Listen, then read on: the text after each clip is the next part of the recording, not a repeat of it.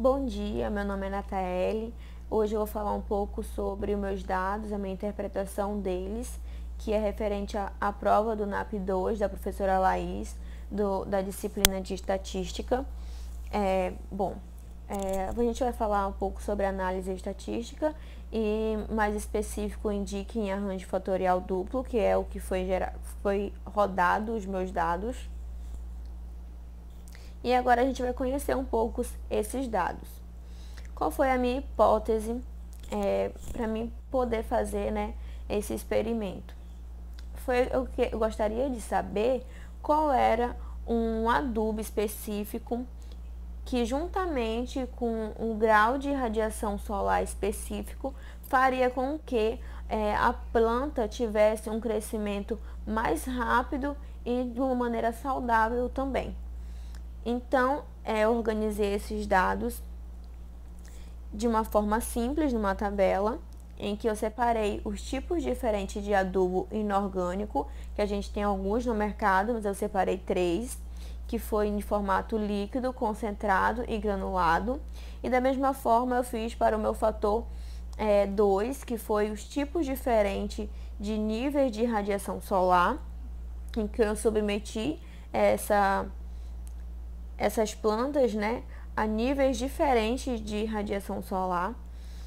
E aqui eu tive os resultados.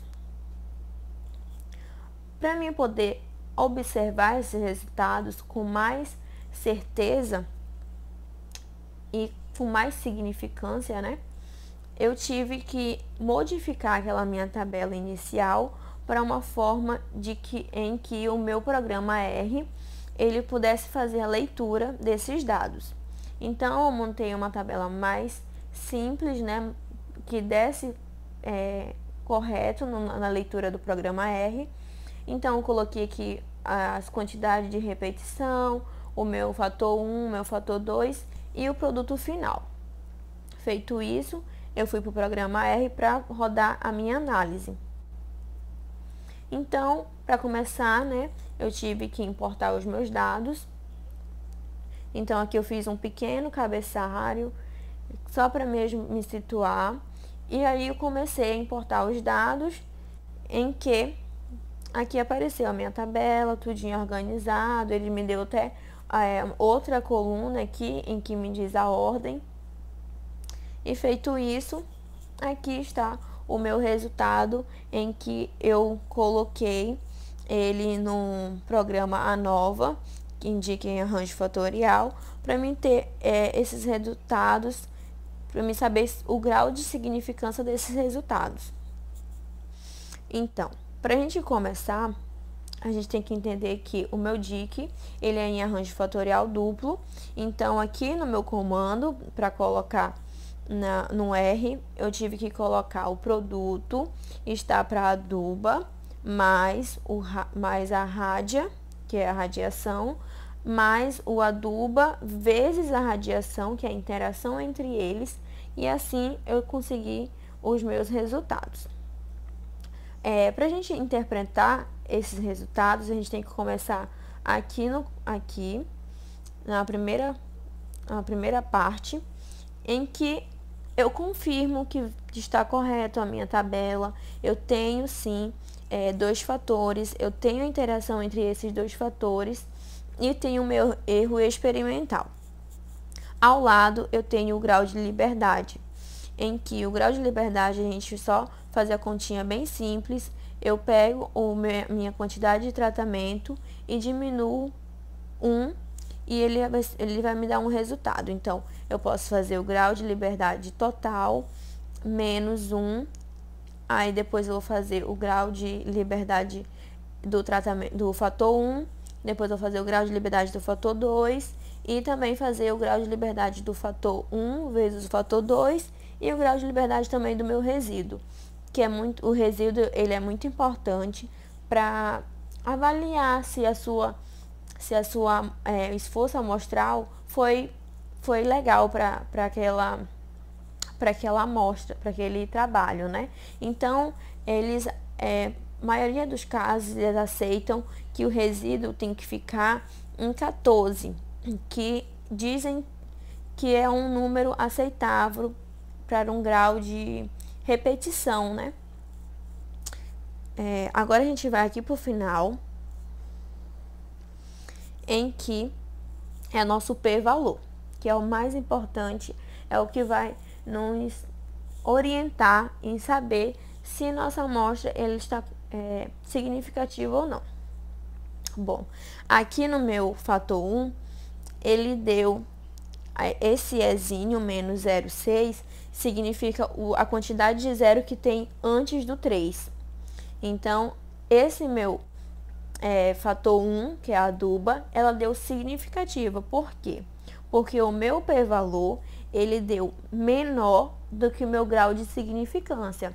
Então, qual é o valor do meu grau de significância que eu coloquei aqui? É 0,05.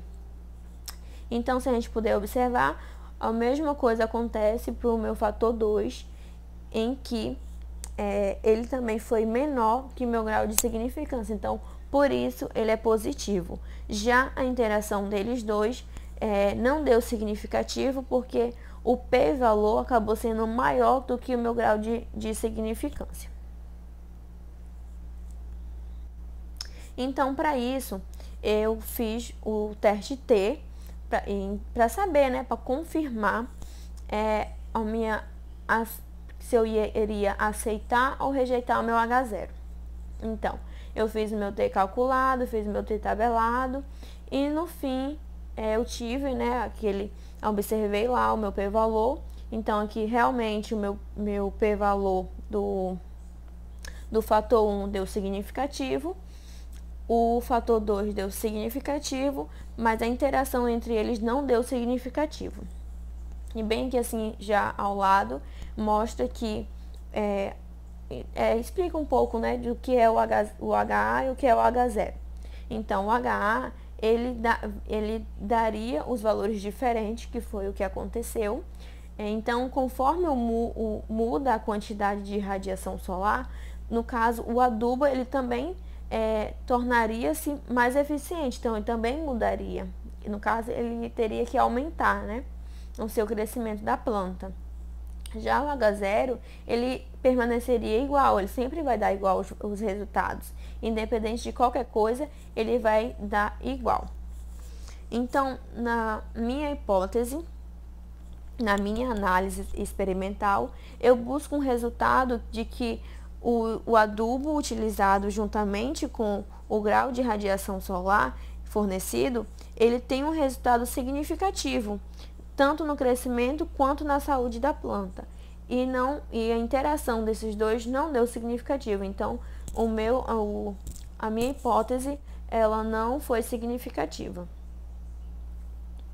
Mas, mesmo não dando significativa a minha interação entre esses fatores, eu fiz o teste Tuck, que era para comparar, né, essas múltiplas, essas variâncias. Então, para fazer esse teste, eu tive que instalar um pacote da IAZianova e depois chamar o programa, né? Aí eu cancelei, bem que assim mostra, tá, o script como é que faz. Então, eu cancelei a primeira coluna, que era só de repetição, e depois eu botei os meus dados para analisar. E aqui ele me deu algumas informações que comprova, né, que não dá significativo. Aqui já é o teste Tuck separado, né? Então, aqui é o meu fator 1. Então, aqui a gente pode observar aqui o de cima para baixo, né? Que foi os meus adubos. Então, aqui tá mostrando o grau de significância, qual teve a maior variância, né? Qual que variou mais, qual foi que mostrou mais impacto. Aqui embaixo também é o resultado. Aqui é o resultado do teste Tuck para o fator 2, da mesma forma, só que aqui no caso é da radiação. Então, ele querendo dar todos os resultados. Aqui embaixo também. E aqui a interação entre eles dois. em que não teve significância. Aqui são alguns outros resultados, porque ele me deu separadamente. Então, aqui a interação do meu fator 1 e o meu fator 2, só que aqui é a interação do meu fator 1 no tempo em que ficou 12 a radiação, o grau de radiação. Aí embaixo é o grau de radiação em que ficou 15, então ele me dá tudo separadinho para poder analisar. Aqui é outros, e aqui já é o do resíduo, ele me dá também separadamente o resíduo. E para finalizar, o que eu concluí com o trabalho, que o adubo, né, gente, o líquido, ele tinha uma variância razoável, o granulado, ele tinha também um grau de variância também regular, só que o que se destacou, né, em adubo, em forma de que a gente analisou especificamente só o adubo, foi o concentrado. Então, na variância deu significativo, porque o adubo, ele sim, né, fazia com que tivesse um aumento ali, um crescimento da planta mais rápido e tudo mais. E da radiação solar também, né, quanto mais tempo ficava, não mais tempo, assim, era razoavelmente também, não era nem pouco tempo e nem muito tempo.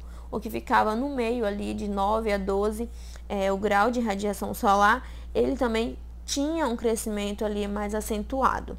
Ele também deu significativo.